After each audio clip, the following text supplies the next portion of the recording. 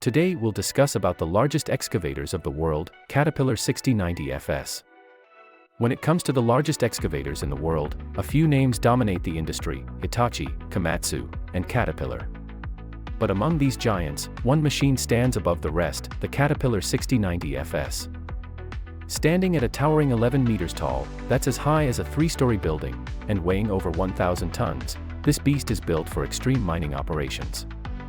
Its two massive diesel engines generate a combined 4,500 horsepower, powering a 52 cubic meter bucket, big enough to scoop up 85 tons of material in a single go. That's 15 elephants lifted at once.